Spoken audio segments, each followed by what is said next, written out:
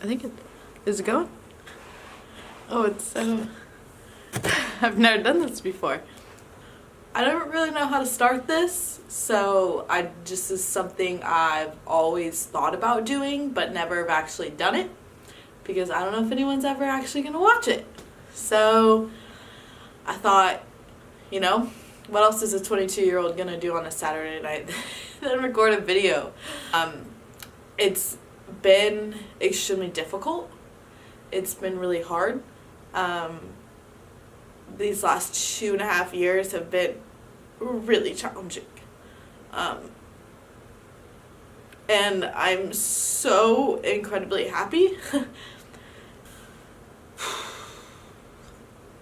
Moving to Berkeley was the first decision I ever made for myself.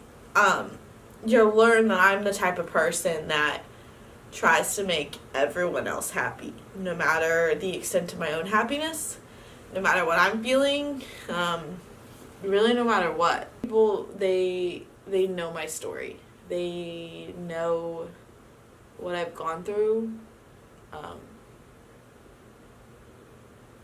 They know the sacrifices my family's made.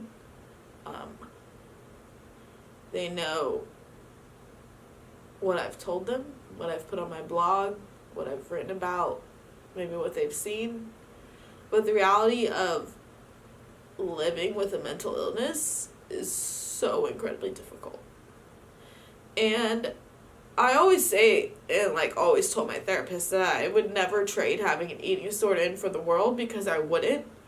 Because it taught me the value of life and how important it is. And how important it is to make sure you tell your loved ones how much you love them. And how important it is to chase your dreams if you have them.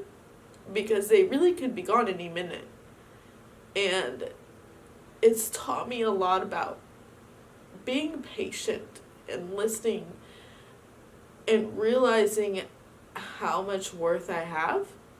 Because I think especially, for men and women all around, the way we view ourselves is so skewed a lot of the times, and it's so just depicted by the media and this and that, and it's so difficult to really just look at yourself in the mirror and be like, yes, I'm happy, I'm beautiful, I think I am such a kick-ass human being. And it's I feel that way about myself some mornings, and some mornings it's holy shit, I still live with an eating disorder, and I know that.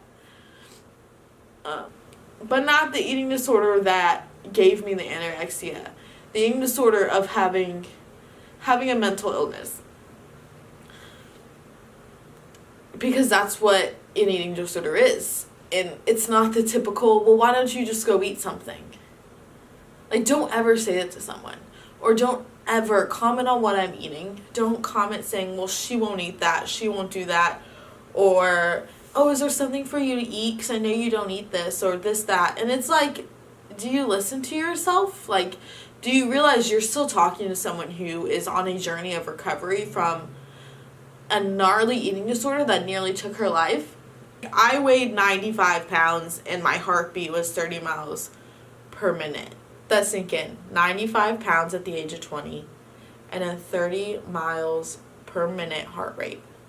Clearly, when that information was being told to me, I was like, what are you talking about? I'm okay, I'm fine. I'm fine. What do you mean I have an eating disorder? What do you mean I have a mental illness? No, I don't. I'm Alexis Williams. I don't have issues. That's such a lie.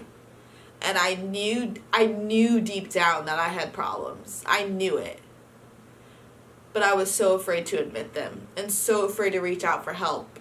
And I think if you have the support system that I have, or even anyone, why not reach out for help? Why not say I can't do this alone? What's the point of sitting in your room crying night after night because you don't think you're good enough? And it's still debacles me how everything played out. And I've learned so much through my journey of why things were developed this way and things that I've faced in my life. And I know that it's going to be something I always struggle with. Not the food piece. I mean, that's always going to be an issue too, obviously, that, you know. But more of self-acceptance. You know, I get fed all the time compliments.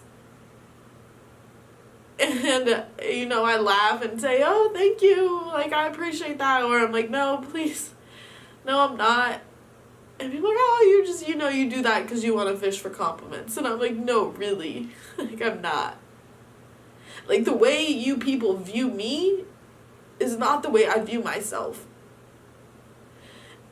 And that is something I struggle with every single day. And it's something I'm not afraid to admit. And it's something I've come to accept.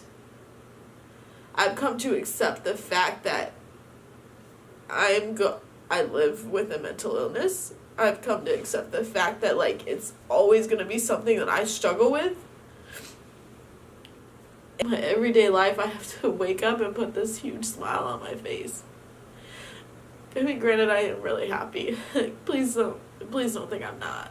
And please don't think that I'm going down and relapsing, because believe me, I'm not. I'm just being real about what I have to go through living with the mental illness. And I'm being real about the struggle of recovery and how incredibly difficult it is. How incredibly challenging it is. And I'm 2.5 years in. You know, every day's a new day, and I try so hard every day to make it the best. And I don't know if I fall short to my standards or I fall short to other people's standards that I think I'm being held to. But I feel like I always fall short. I'm 22. I missed out on 2 years of college. I spent time in treatment. I took a different path than everyone else. I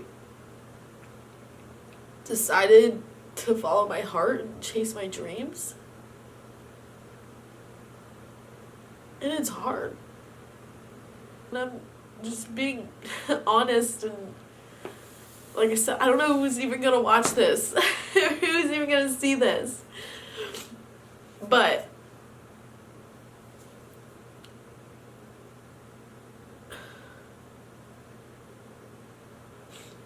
it's crazy to think that people come to me and tell me how inspiring I am, when really so many people inspire me by just being who they are. And look at me as this hero of some sort for being open about anorexia and a mental illness. And it's like, I just want to save anyone from going down the path that I'm on, or went on, or, you know, continue to struggle with, or continue to be with. And with a mental illness, there's no quick fix to it. There's no, like, here, we'll prescribe you this. No, it's not. It's not that. It's a continued battle filled with anxiety and depression and emotion and happiness. How incredibly challenging it is to start over and start a new life. I don't even know who I was before anorexia, but I am so incredibly proud of myself, because I had doctors, I had friends, I had loved ones tell me that I won't recover from this, that I can't beat this on my own. And I proved every single one of them wrong. And I worked my ass off to be where I am today. And I'm so incredibly proud of myself, because there's so many days that you'll just want to give up, and you don't think you can keep going, and you are so certain that everyone is BSing you about some light at the end of the tunnel, because your tunnel's just still going. You can't even see your hand in front of your face. And some days, I'm in that tunnel. I'm in that pitch black tunnel with no light. And other days, there's no tunnel around me and it's all sunshine. And trying to find the balance between those two, I know is something I'll be able to figure out one day. I hope somewhere someone sees this and will know that it's okay to struggle. It's okay to cry. It's okay to know that everyone faces some type of adversity. It doesn't have to be an eating disorder. It doesn't have to be a mental illness. It could be anything. If there's anything I've learned going through all this and this crazy road, it's to never give up and to keep pushing. Because at the end of the day, if you ask yourself, did I work the hardest today to be a better me? And your answer is yes, then what more can you do? And if you had a bad day, then that's okay. You recognize that, and you're able to go to bed and know tomorrow's a new day to make it the best you can be, to be better than the day before. And that's the beautiful thing about life, is we're able to do that. We're able to feel these emotions, we're able to have this passion, we're able to have this drive, and we're able to make the life we want ours. And I know without my support system and my family and my loved ones, I would not even be where I am today. So shout out to all of them. But everyone has a story. And everyone has faced something. And everyone has overcome something. So for anyone going through anything right now, I promise you to keep pushing and things will get better. And I promise you not to give up.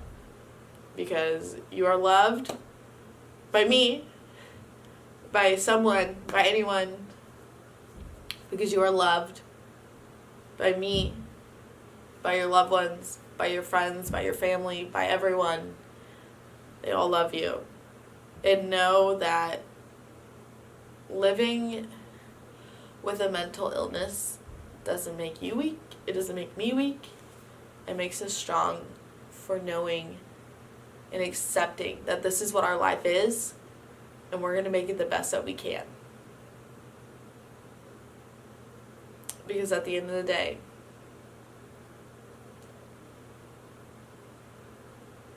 what really matters is that you're happy.